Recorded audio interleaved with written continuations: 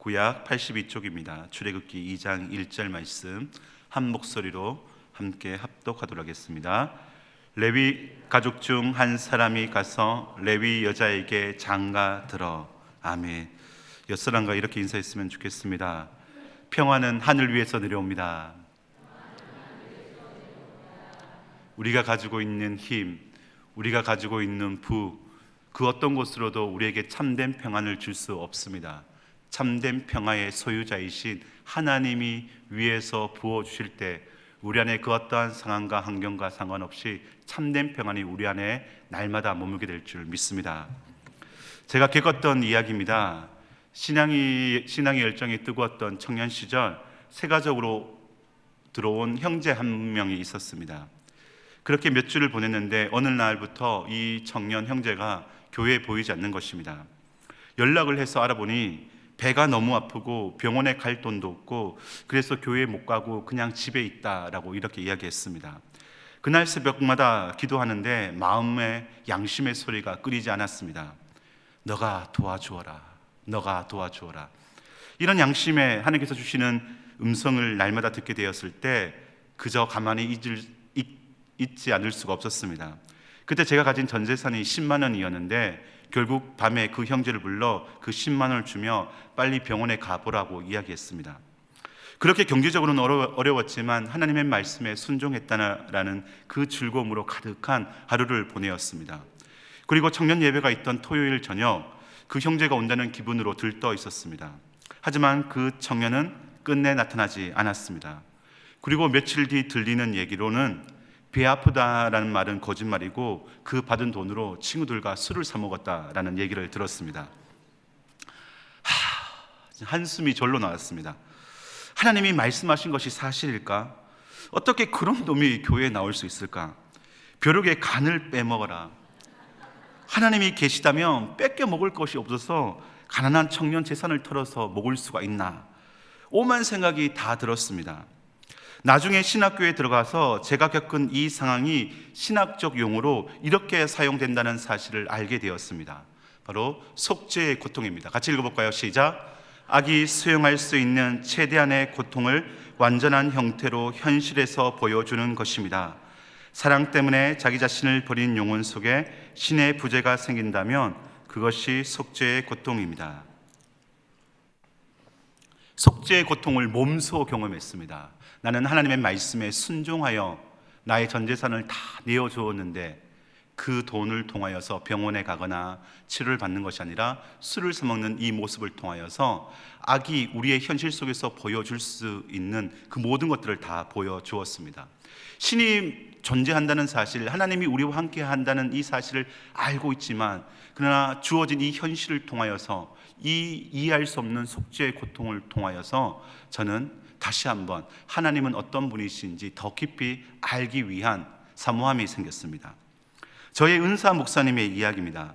주일 아침 시각장애인 부모님을 모시고 형님과 그때 신학교 1학년이었던 목사님 4명이 서울에 있는 시각장애인 교회를 섬기기 위해 이른 아침부터 안산에서 출발했습니다. 얼마를 가지 못해 운전을 하던 형의 실수로 그만 중앙선을 넘게 되었습니다. 그리고 중앙선을 넘어 달려오던 차와 정면 충돌하게 되었습니다. 이 사고로 인해 어머니는 머리가 크게 다쳐 어린아이의 지능을 갖게 되었습니다. 중대 가실로 인한 사고여서 형은 바로 형사 입건이 되어 감옥에 들어가게 되었습니다. 또한 보험 적용이 되지 않았습니다. 결국 형은 감옥에 가고 그 보험 적용이 되지 않아 치러야 될 모든 비용은 바로 이 동생 은사 목사님이 다 감당하게 되었습니다. 그리고 홀로 남겨진 그 조카 또한 이 목사님이 돌봐야 했습니다. 그리고는 결국 신학교를 휴학했습니다. 이로 인해 목사님은 큰 시련을 겪게 되었습니다. 시각장애인 부모 밑에서 앵벌이를 달며 열심히 자라 신학생이 되었습니다. 주일 아침 놀러 간 것도 아니고 하나님 앞에 그렇게 눈에 보일 만한 죄를 지은 것도 아니고 식사 제대로 하지 못하고 교회 섬기기 위하여 이른 아침 교회로 나간 그 상황 속에서 사고가 난 이 모습을 통하여서 이 목사님은 한동안 신앙의 회의와 좌절을 경험하였습니다. 이것이 바로 속죄의 고통입니다. 여러분들 인생 가운데 이런 이야기를 모두 다 한두 번은 겪었을 것입니다. 아닌 지금도 이 경험 가운데 있는 분들도 있을 것입니다. 교회 집사에게 사기를 당해서 경제적 어려움을 당한 일, 충성 봉사했지만 들려오는 이야기는 시기와 질투, 모함입니다. 몸과 마음을 다해 그 누군가를 사랑했지만 그로부터 돌아오는 배신감으로 인해서 잠을 자지 못한 경험도 있을 것입니다. 이 상황 속에서 찾아오는 속죄의 고통으로 인해 우리는 신앙의 회의와 의심이 찾아올 수밖에 없습니다. 오늘 본문 또한 마찬가지입니다. 야곱의 식구들이 애굽으로 모두 이주했습니다. 총리 요셉의 지혜로 애굽은 근동 지역의 강대국으로 우뚝 섰습니다. 이렇게 일이 잘 풀리면 좋겠지만 요셉이 죽고 요셉이 알지 못하는 왕이 일어나면서 일이 틀어지기 시작했습니다. 이 상황 가운데 이스라엘 백성들의 인구가 기하급수적으로 늘어나기 시작했습니다. 출애굽할 당시 장정만 60만 명이었으니 여자와 아이를 포함하면 대략 200만 명 정도 됩니다. 이로 인해 바로는 국가의 위기감을 느끼고 바로 산하 제한 정책을 펼쳤습니다. 여자아이면 살려두고 남자아이면 나일강에 던져 죽여라고 명령한 것입니다. 출애굽기 1장 22절 말씀입니다. 시작. 그러므로 바로가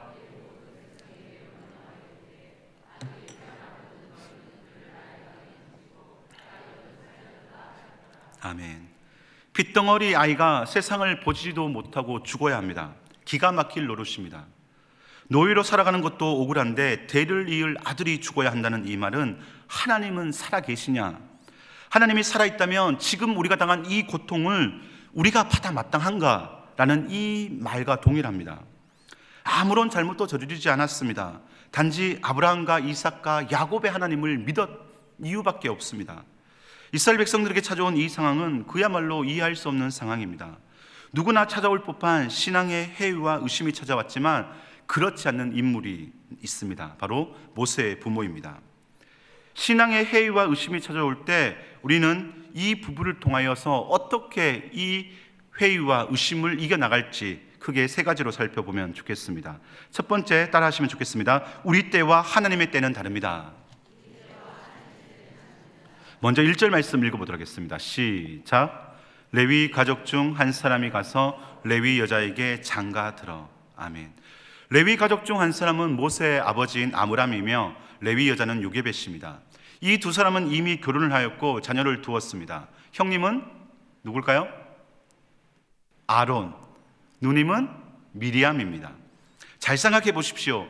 대를 이을 장남 아론이 있습니다. 살림 미천인 딸 미리암도 있습니다. 숨겨 놓았다가 걸리면 바로의 산하 제한 정책에 대한 반역죄로 일가족이 모두 몰살당할 수 있는 상황입니다. 오히려 가슴 아프지만 대를 위하여 소를 희생하는 것이 정상입니다. 가슴에 모세를 그렇게 묻고 모두 그렇게 살아가야 합니다. 하지만 이 두 사람은 그렇지 않았습니다. 2절 말씀입니다. 시작. 그 여자가 임신하여 아들을 낳으니 그가 잘생긴 것을 보고 석 달 동안 그를 숨겼으나. 아멘. 석 달이나 숨겼습니다. 이 기가 막힌 딜레마에 빠져버린 상황 속에 석 달이나 숨겼지만 아이가 커 더 이상 숨길 수 없는 상황에 이르게 되었습니다. 결국 갈대 상자에 역청과 나무진을 칠하고 나일강 강가 갈대 사이에 이 모세를 두었습니다. 3절 말씀입니다. 시작. 더 숨길 수 없게 되며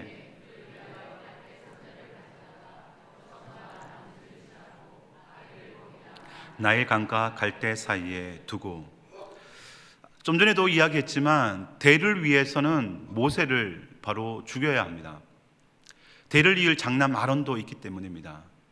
그러나 이 부부는 그렇게 하지 않았습니다. 그 이유를 이렇게 설명합니다. 2절 말씀입니다. 시작. 그 여자가 임신하여 아들을 낳으니 그가 잘생긴 것을 보고 석 달 동안 그를 숨겼으나. 아멘. 이렇게 일거족의 목숨을 걸며 이 아이를 살린 이유가 어디에 있다고요? 잘생긴 것을 보고. 네, 잘생긴 것을 보고. 잘생겼다는 이 이유 하나입니다. 그러나 이 잘생겼다는 말은 그냥 잘생겼다는 말이 아닙니다. 이 모세의 태어남을 사도행전 7장에서는 스데반 집사가 이렇게 해석합니다. 사도행전 7장 20절 말씀입니다. 시작. 그때 모세가 났는데 하나님 보시기에 아름다운지라 그의 아버지의 집에서 석 달 동안 길리더니. 아멘. 모세는 하나님 보시기에 아름다운 사람이었습니다. 부모가 보기에는 잘생겼지만 하나님 보기에는 아름다운 사람이었습니다. 이 아름다운 사람이란 단어는 하나님이 세상을 창조하시고 보시기에 좋았더라라고 표현된 단어와 동일한 단어입니다.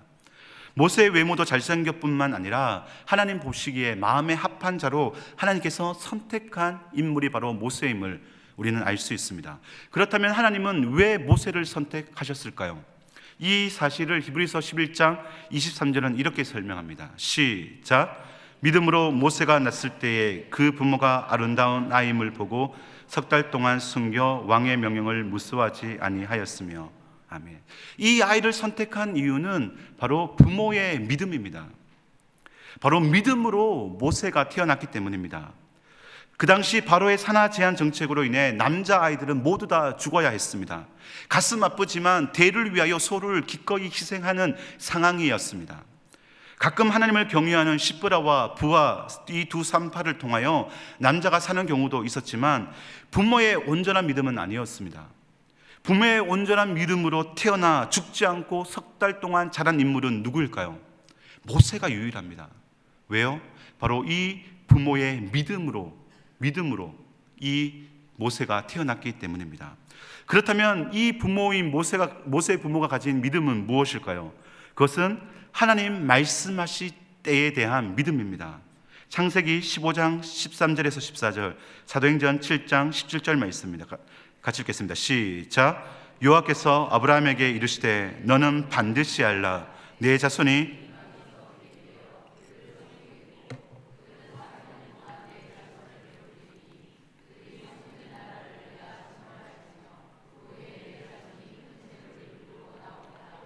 하나님이 아브라함에게 약속하신 때가 가까우매 이스라엘 백성이 애굽에서 번성하여 많아졌더니.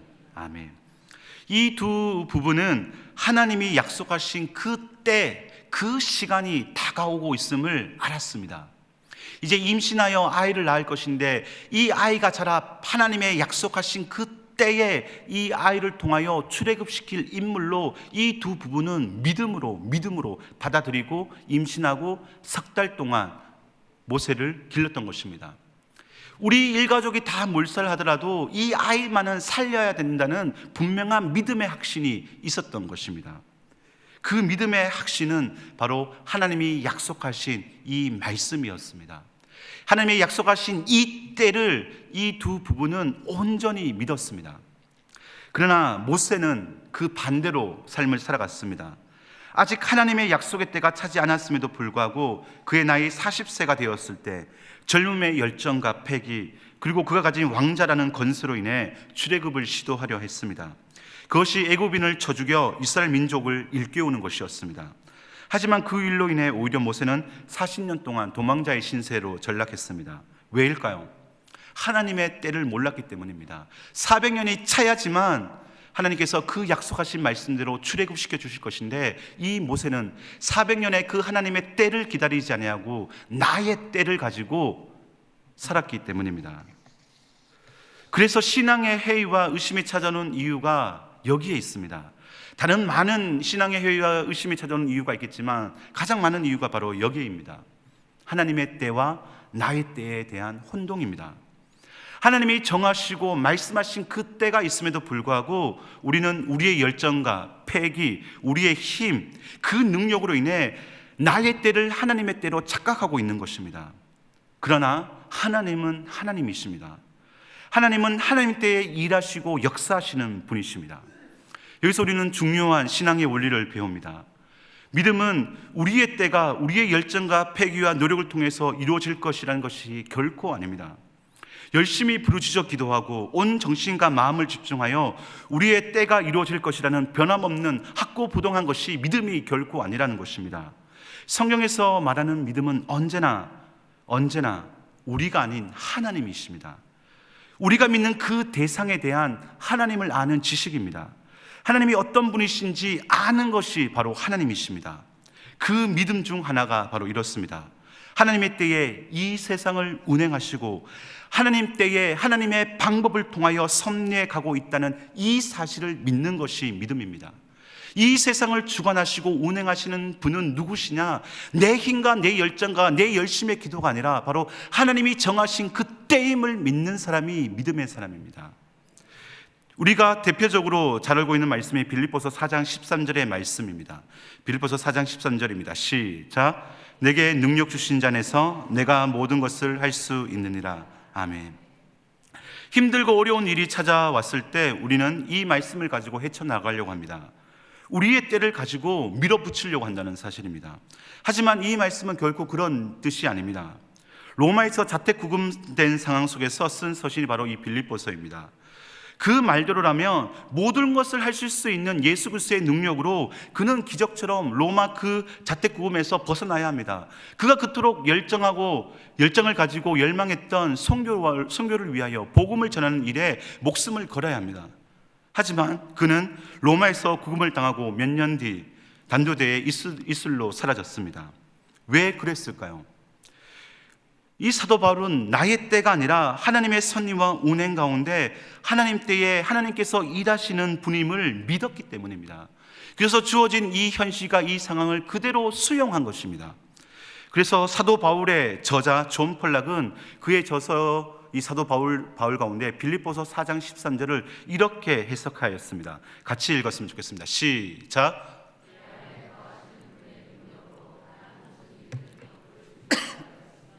네, 그렇습니다. 사도 바울이 가지고 있었던 믿음은 바로 이것입니다. 내 안에 거하시는 분의 능력으로 나는 어떤 일이든 심지어 그것이 죽음이라도 겪을 준비가 되었습니다. 어떤 일이든 감당할 수 있는 마음의 여유가 있습니다. 왜요? 내 때가 아니라 하나님 때임을 알고 있기 때문입니다. 하나님이 내 생명을 주관하시고 온 우주와 천하만상을 주관하시는 주인이심을 믿었기 때문에 그 하나님 때에 기꺼이 나를 내어드릴 수 있었던 것입니다. 우리 사랑하는 충일교회 성도님들, 지금 어떤 속죄의 고통으로 인해 신앙의 회의와 의심이 찾아오고 있습니까? 내 힘과 내 방법과 나의 때에 이 모든 것을 이루어지고 바라고 있지는 않습니까? 그렇다면 반드시 하나님의 때가 있음을 기억하기를 축복합니다.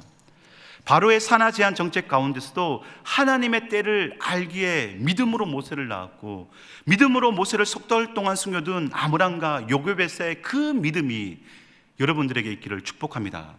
그래서 내 때가 아니라 하나님의 때가 먼저이기에 하나님을 아는 지식에서 날마다 믿음으로 자라나 어떤 일이든 겪을 준비가 된 믿음의 사람으로 세워지기를 예수님의 이름으로 축원합니다.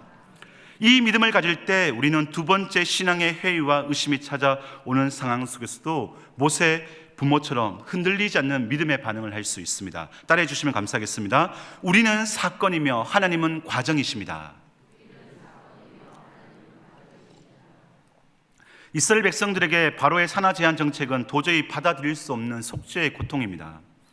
어떻게 할 수 없어 그들은 자포자기합니다. 시간이 지난 후 아들을 놓으면 다시 된다고 생각합니다. 지금 딸과 아들이 있다는 것에 안도의 한숨을 내쉴 뿐입니다. 그래서 그들은 수많은 아들이 죽어가고 있는 이 비극적인 상황 앞에서도 단 한 번도 하나님께 부르짖어 기도하는 내용이 나오고 있지 않습니다. 단지 그들이 부르짖어 기도하는 내용은 주어진 육체의 고통이 가중되었을 때 뿐입니다. 2장 23절 말씀입니다. 시작. 여러 해 후에 애굽 왕은 죽었고 이스라엘 자손은 고된 노동으로 말미암아 탄식하며 부르짖으니 그 고된 노동으로 말미암아 부르짖는 소리가 하나님께 상달된지라. 아멘. 이것이 바로 우리 인간의 실존입니다. 아무리 아들을 사랑하고 자식을 사랑한다 할지라도 지금 내가 육체의 고통을 받고 있는 이 가중된 이 노동 앞에, 고통 앞에 아들을 살려달라는 기도보다는 먼저 내 고통을 해결해 달라는 것이 바로 우리 인간의 죄인된 우리들의 모습인 것입니다. 이렇듯 인간은 언제나 자기 자신만을 생각하는 철저한 이기주의자입니다. 모든 사고의 중심은 자기 자신입니다. 그래서 지금 주어진 현재만을 생각합니다. 지금 일어나는 이 사건만을 생각합니다. 지금 현 상황에 대한 모면과 회피만을 생각하는 것이 바로 우리 인간들이라는 것입니다. 만약에 아므람과 요게벳이 지금 주어진 현 상황과 사건만 놓고 생각했다면, 지금 일어난 결과만 바라보았다면 그들은 모세를 죽여야 합니다. 냉정하고 객관적이며 현실적인 선택은 모세를 나일강에 던져버려야 합니다. 모든 가족의 살 길은 바로 모세의 죽음입니다. 모세가 죽어야 그 가정은 살 수 있기 때문입니다. 하지만 모세의 부모는 그렇지 않았습니다. 모세의 부모님은 하나님의 운행과 때를 믿었기에 지금 주어진 사건과 지금 주어진 당장의 결과가 아니라 그 가정 속에서 일하고 계시는 하나님을 보았기 때문입니다. 그래서 내가 죽어도, 우리 일가족이 죽어도 이 모세는 반드시 살려야 될 하나님의 사람임을 그들은 믿었기 때문입니다. 예수님이 예루살렘에 올라가셔서 순환을 당하고 십자가에 못 박혀 죽은 사건은 제자들에게는 결코 일어나서는 안 될 일입니다. 십자가의 죽음이 아니라 이스라엘의 정치적 왕으로 옹립해야 합니다. 그래서 베드로는 예수님 앞에 서서 십자가의 죽음을 온몸으로 막았었던 것입니다. 제자들은 누가 더 높은 자리를 차지할지 온 수를 다 써서라도 쟁취해야 될 목적이 된 것입니다. 그러나 예수님은 하나님의 운행의 때를 믿었기에 지금 주어진 이 십자가의 죽음의 사건만 바라본 것이 아니라 그 죽음 너머에 있는 부활을 보았습니다. 그리고 이 모든 것이 하나님의 구속의 가정 속에 하나라는 사실을 알았습니다. 그래서 하나님이 대답하지 않으실 것을 아시면서도 예수님은 하나님을 계속해서 찾으셨습니다. 욕하고 저주하는 그 자신을 죽이는 백성들을 향하여 용서해달라는 기도를 하였습니다. 지금 주어진 이 당장의 사건과 결과가 아니라 그 가정 속에서 일하고 계시는 하나님을 보았기 때문입니다. 그러기에 믿음의 사람은, 그리스도인은 지금 주어진 이 사건이 아니라 하나님이 운행하시는 그 가정 속에 하나라는 이 사실을 반드시 기억하시기를 축복합니다. 라틴어 중에 펠릭스 쿨파라는 말이 있습니다. 번역하면 행복한 재, 복된 재, 다행스러운 재라는 뜻입니다. 죄는 죄인데 이것이 복되고 다행스럽고 행복한 죄가 있을 수 있을까요? 여러분들의 인생을 한번 되돌아보십시오. 그 죄 하나로 본다면 그것은 너무나 추잡하고 더럽고 후회스러운, 생각하기도 싫은 죄일 것입니다. 하지만 그것이 나를 구원하기 위한 하나님의 구속의 가정 속에 있는 믿음의 사람들은 이 펠릭스 쿨파, 다행스러운 죄로 받아들입니다. 성 어거스틴이 입에 담기도 부끄러운 죄를 지었고 이단인 마니교에 심취해 있었습니다. 그것으로 인해 철저히 내가 누구인지 알게 되었으며 하나님의 부르심에 그는 반응할 수 있었습니다. 지난날에 지은 모든 죄가 예수 그리스도의 십자가의 죽으심으로 인해 모두 구원을 향해 달려가고 있는 행복하고 다행스러운 죄로 바라본 것입니다. 그 죄 하나를 바라본다면 수치요, 잊어버리고 싶은 죄이지만, 그러나 그 가정 속에서 구원으로 향해 나가는 그 가정임을 바라볼 때 그것은 다행스러운 죄로 우리는 고백할 수 있다는 것입니다. 그러기에 믿음의 사람은 지금 주어진 사건이 아니라 하나님의 경륜의 가정 속에 자신이 들어가 있음을 고백해야 될 줄 믿습니다. 하나님의 구원의 그 가정 속에 지금 일어나고 있는 이 사건을 들여다볼 수 있는 믿음의 눈을 가져야 될 줄 믿습니다. 왕궁을 훌륭하게 설계한 건축가는 각방에 성취할 최고급 유리 거울을 외국에서 수입해 왔습니다.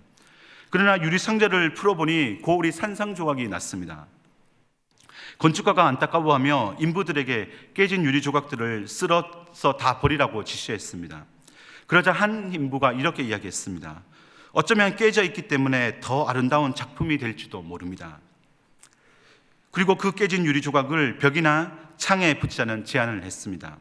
건축가는 그의 제안을 받아들여 깨어진 유리 조각에 아름다운 무늬를 색칠하기 시작했습니다. 그리고 그 유리 조각을 벽에 붙였습니다. 그러자 유리 조각마다 빛이 여러 방향으로 반사돼 전혀 상상하지도 못했던 아름다운 실내 장식이 만들어진 것입니다. 이것이 바로 스테인드 글라스의 출범입니다. 화면을 보면 너무나 아름답지 않습니까? 여러분들 인생 가운데 속죄의 고통으로 인해 깨어진 유리 파편들이 널려져 있을 것입니다. 깨어진 유리로 인해 손은 찢어지고 발에서는 피가 납니다. 온몸이 상처투성입니다. 이것만으로 다행일 수 있으나 그 깨어진 유리로 다른 누군가에게 상처를 냅니다. 깨어진 유리 조각은 상처만 주는 흉기일 뿐 아무것도 아닙니다. 하지만 건축가의 손에 그 유리가 다시 주어졌을 때 우리 머리로는 상상할 수 없는 아름다운 예술 작품으로 거듭날 수 있었습니다. 이와 마찬가지로 우리 인생이 죄로 인하여 상산조각이나 다른 누군가에게 상처를 주고 있다 할지라도 우리를 창조하신 하나님께 내어드릴 때 그 인생과 삶은 가장 아름다운 예술 작품으로 거듭나게 될 줄 믿습니다. 그 깨어진 조각 하나하나가 아니라 그 깨진 조각을 하나 연결시켜 하나님의 구원의 가정 속에 반드시 드러내어 예술 작품으로 보여줄 것을 믿는 믿음의 사람이 되기를 축복합니다. 사랑하는 충일교회 성도님들, 속죄의 고통으로 인해 이해할 수 없는 문제와 실패로 인해 얼마나 절망하고 좌절하고 계십니까? 그로 인해 신앙의 해이와 의심이 찾아와 내가 왜 예수님을 믿게 되어가지고 내가 왜 충일교회 다니게 되었는지라고 생각하며 후회하고 있지는 않습니까? 그러나 하나님은 우리의 모든 것을 다 알고 계십니다. 지금 우리에게 일어난 이 사건의 결과로만 보지 마시기를 축복합니다. 이 사건은 구원하시기 위하여, 우리를 출애굽시켜 가나안 복지로 들어가시기 위하여, 영원한 청으로 인도하시기 위한 그 가정 속에 있음을 믿으시기를 바랍니다. 때로는 우리의 죄조차 행복하고 다행스럽고 복된 죄로 변화시켜 주실 그 하나님을 바라보시기를 축복합니다. 우리의 깨어진 유리조각과 같은 인생과 삶조차 사용하셔서 하나님은 반드시 사건이 아니라 그 가정을 통하여서 들어 역사하시는 하나님이심을 고백하는 우리들이 되기를 예수님의 이름으로 축원합니다. 그 하나님을 믿게 될 때 우리는 마지막 세 번째 해야 할 믿음의 반응이 무엇인지 알 수 있습니다. 따라 하시면 감사하겠습니다. 우리는 가변이며 하나님의 말씀은 불변하십니다.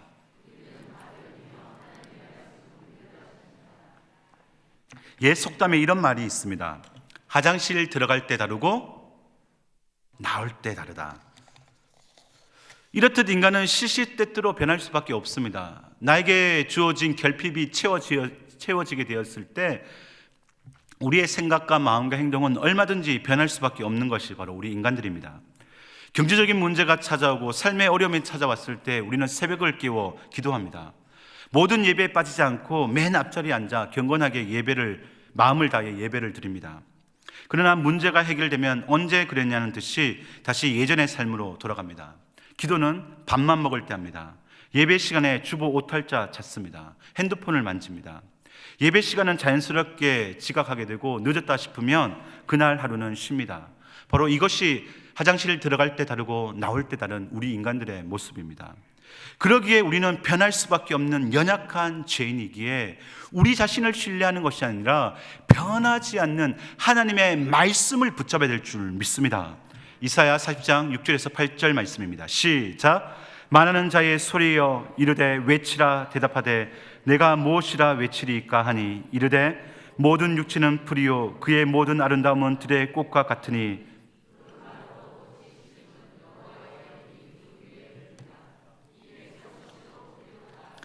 푸른 마르고 꽃은 시드나 우리 하나님의 말씀은 영원히 서리라 하라. 아멘. 우리 하나님의 말씀은 영원히 서 있습니다.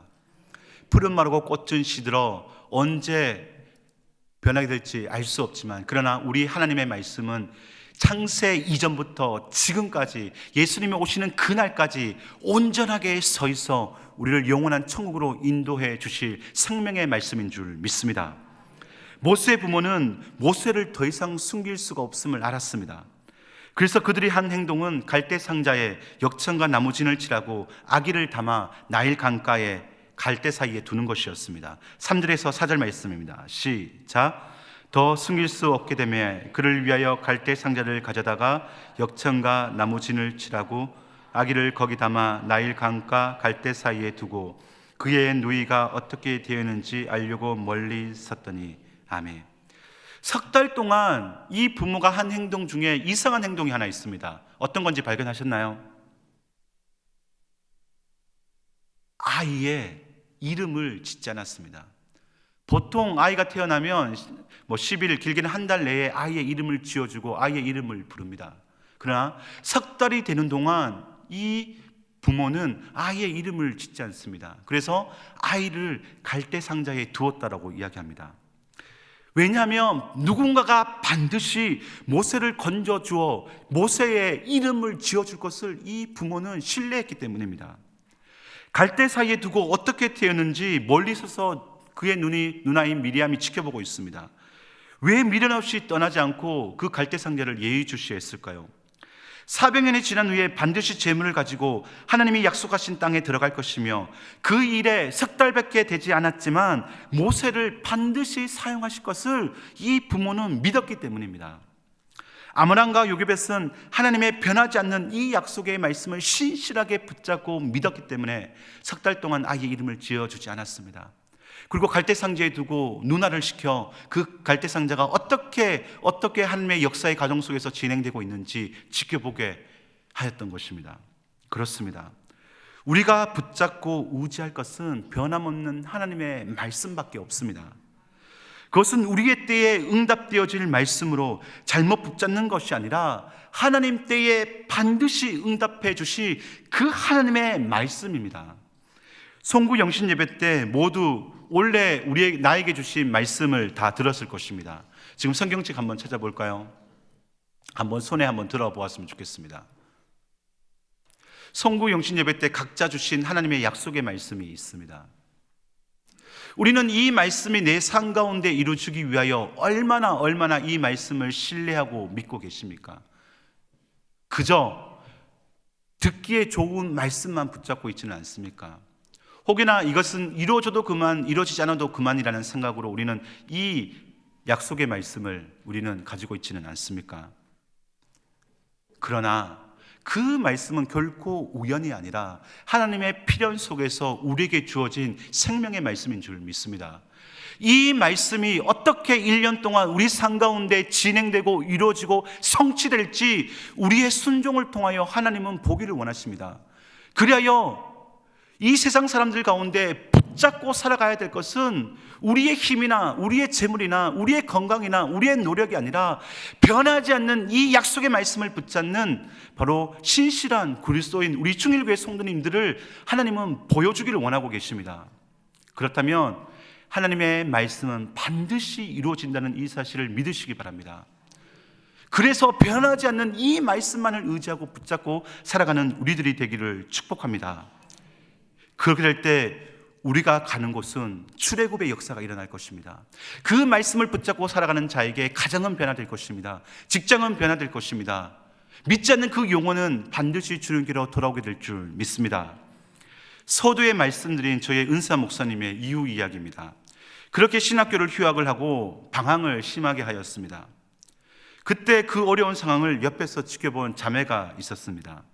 너무나 힘들고 어려운 상황 속에서 자신이 조금이나마 힘이 되어줄 수 있는 것은 없는지 매일 그 형제의 집에 찾아가 보살펴 주었습니다. 그렇게 두 사람은 그렇게 교제를 하게 되었습니다. 변함없는 자매의 헌신된 모습을 보고 이 형제는 다시 마음을 가다듬고 신학교에 복학을 하게 됩니다. 그리고 열심히 공부하여 신학대학원도 입학하였습니다. 아무것도 없는 가난한 교육전도사와 결국 이 자매는 결혼을 하게 됩니다. 지금은 시간이 흘러 화성 바단에서 건강하게 목회를 하고 계십니다. 더 나아가 하나님께서는 전국 해외를 다니며 하나님의 말씀을 전하는 사역자로 쓰시고 계십니다. 이 모든 것이 가능했던 이유가 무엇일까요? 속죄의 고통 가운데 하나님은 없다라고 부인하며 신학교를 휴학하고 방황했던 그가 다시 주님께로 돌아와 하나님께서 말씀으로 쓰임받는 종으로 삼으신 이유가 어디에 있을까요? 그것은 사모님의 한 가지 변함없는 사실 때문이었습니다. 하나님은 나의 남편 전재훈 목사님을 너무나 사랑한다는 이 사실을 붙잡았습니다. 그리고 우리 남편을 목회자로 불러주셨다는 이 사실을 추호도 의심하지 않았습니다. 그리고 그 말씀만을 붙잡으며 힘들고 어려운 그 과정을 겪어 나갈 수 있었던 것입니다. 사랑하는 충일교회 성도님들, 신앙의 해이와 의심이 드는 속죄의 고통 가운데 놓여져 있습니까? 매 순간마다 이기적으로 변하는 자기 자신을 보며 후회와 자괴감에 빠지고 있지는 않습니까? 우리는 그럴 때마다 우리의 때가 아니라 하나님의 때가 있음을 기억하는 우리들이 되기를 축복합니다. 이 하나님의 때를 우리가 믿기 시작할 때 지금 일어나는 이 당장의 사건이 아니라 하나님의 구원의 그 가정 속에 들어있는 하나의 사건임을 우리는 고백할 것이며 반드시 이 사건은 펠릭스 쿨파, 다행스러운 죄로, 복된 죄로 변화시켜 우리를 영원한 천국으로 인도해 주실 것입니다. 그래서 우리들이 해야 할 일은 우리 자신을 믿는 것이 아닙니다. 우리의 돈과 건강과 나이와 명예와 우리가 가지고 있는 그 어떤 것을 붙잡고 신뢰하는 것이 아니라 하나님의 말씀만을 붙잡아야 될 줄 믿습니다. 이 말씀만을 붙잡고 의지하며 나아갈 때 우리는 모세의 부모가 그러한 것처럼 그 부모의 믿음을 통하여 모세가 태어났고 출애굽과 가나안 복지 그 정복의 가정을 밟은 것처럼, 그리고 그 성경이 3,500년이 지난 오늘날 우리 손에 들려진 것처럼 우리에게 동일한 믿음의 역사가 우리를 통하여 나타나게 될 줄 믿습니다. 기도하겠습니다.